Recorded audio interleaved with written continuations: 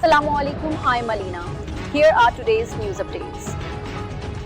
खबर शामिल करते हैं bureau chief Punjab IPA news. Mian Islam अड्डा सियालकोट से अड्डा स्टॉप के मकाम पर रिंग रोड की तामीर के लिए की जाने वाली निशानदेही के खिलाफ गांव अड्डा बेड़ हेपो गढ़ा और गिरदनवा के मकीनों ने शदीद एहतजाज करते हुए कहा कि रिंग रोड के लिए जिस रास्ते का तयन किया गया है वो उनके आबाई घरों और ज़राई अराजी के ऊपर से गुजर रहा है, जिससे सैकड़ों खानदानों के बेघर होने का खदशा पैदा हो गया है।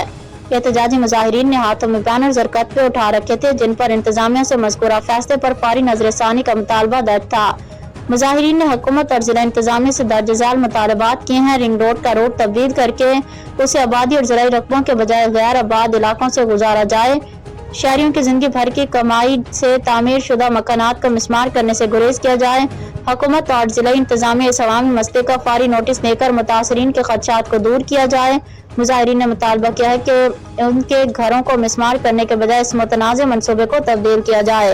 इलाका मकीनों ने मुतालबा किया है कि अवामी मफाद को मद्देनजर रखते हुए मनसूबाबंदी की जाए ताकि गरीब अवाम को बेघर होने से बचाया जा सके।